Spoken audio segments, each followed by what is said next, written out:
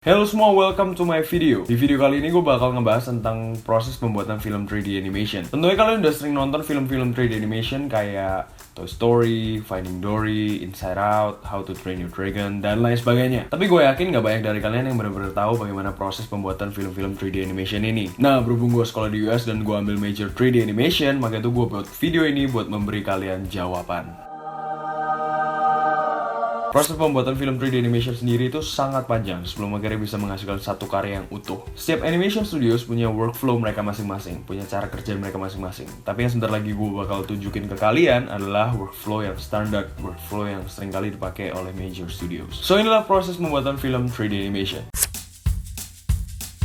Nomor 1, story and character. Seperti film pada umumnya, cerita juga menjadi dasar pembuatan film 3D animation. Gak peduli seberapa keren karakter yang mereka punya, tapi kalau ceritanya jelek, semuanya percuma. Gak akan ada orang yang happy nonton film mereka. Nah, di saat mereka udah punya cerita, otomatis mereka juga punya karakter. Mereka bisa mulai nentuin mana yang bakal jadi karakter protagonis dan antagonis. Tapi cerita dan karakter akan terus berevolusi sebelum masuk ke proses berikutnya, yaitu nomor 2, script. Setelah mereka yakin dengan cerita yang mereka punya, maka mereka akan mulai menulis ceritanya itu. Sehingga mereka bisa lebih dapat feel bagaimana cerita ini nantinya berjalan. Nomor 3, storyboard. Storyboard adalah proses menggambar karakter dan setting berdasarkan script yang mereka sudah buat. Basically, storyboard itu seperti komik. Tapi bedanya dalam storyboard, setiap gambar itu harus bisa menggambarkan angle kamera dan posisi karakter yang nantinya bakal diaplikasikan ke dalam komputer as a 3D animation. Penting buat kita tahu, walaupun film 3D animation itu mostly dihasilkan dari komputer, tapi semuanya itu harus dimulai dari gambar tangan. Nomor 4, animatic. Animatic adalah proses menyatukan storyboard yang mereka sudah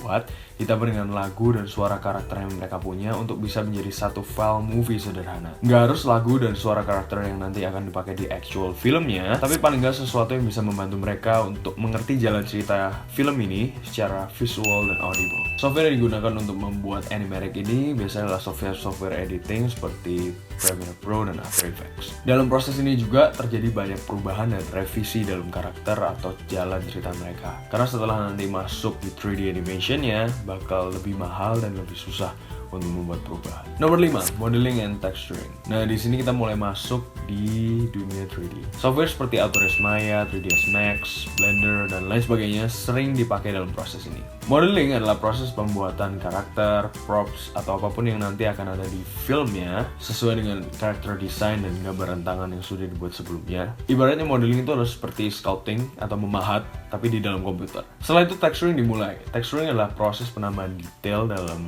setiap props dan karakter yang tadi sudah dimodel, seperti penambahan warna kulit, warna mata, warna rumput, dan lain sebagainya. Pokoknya apapun yang membuat setiap props dan karakter ini terlihat lebih real. Nomor 6, rigging. Tentunya sangat membosankan kalau kita punya karakter tapi nggak bisa digerakin, kerjanya cuma diem gitu.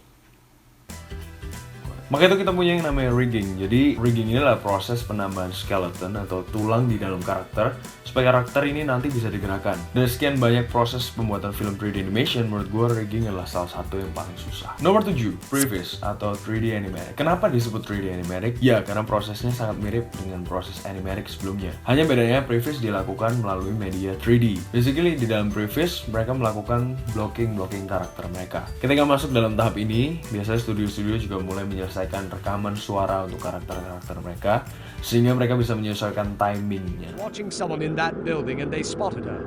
Can you see in those offices?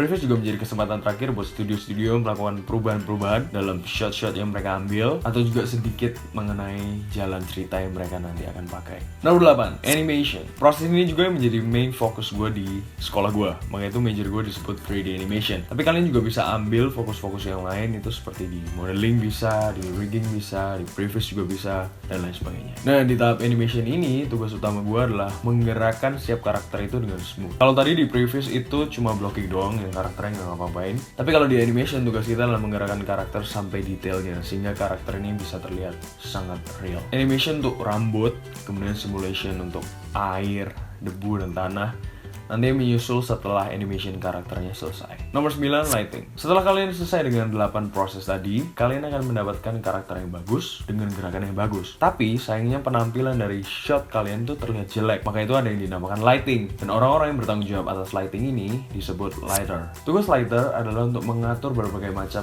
lighting untuk membuat masing-masing shot ini terlihat bagus. Setelah selesai dengan lighting, kita masuk ke proses berikutnya, yaitu nomor 10, rendering. Sama ketika kalian selesai mengedit video kalian perlu merender video kalian untuk bisa menjadi sebuah file. Di dalam animation kita juga punya proses yang dinamakan rendering. Semakin kompleks texture dan lighting yang mereka miliki, maka akan semakin lama proses renderingnya. Ambil saja contoh Pixar yang membutuhkan waktu 29 jam untuk merender satu frame saja dari film Monster University. Bayangin aja dalam animation 1 detik itu memiliki 24 frames. Dan misal panjang film mereka adalah 2 jam, maka bayangin berapa waktu yang mereka butuhkan untuk merender film ini. Maka itu kenapa ada yang namanya render farm. Itu adalah sebuah fasilitas yang isinya komputer-komputer super canggih yang tugasnya cuma buat render hasil animation itu. Nomor 11, editing, color grading, and sound design. Ini adalah proses terakhir dalam pembuatan film 3D animation. Setelah selesai dengan rendering, maka semua hasil rendering tadi dimasukkan dalam software editing lagi. Kemudian juga penting untuk menambahkan color grading dalam setiap shot supaya feel-nya bisa sama dan sesuai dengan apa yang mereka mau. Dan yang terakhir adalah sound design. Sound design ini sangat penting untuk membuat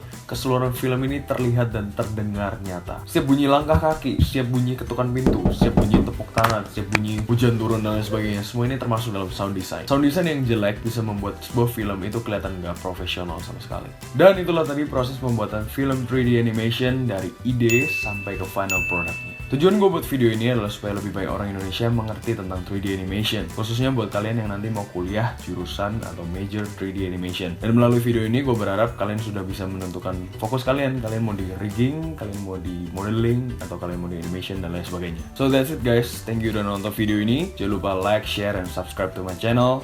And I'll see you guys next video. God bless and bye-bye.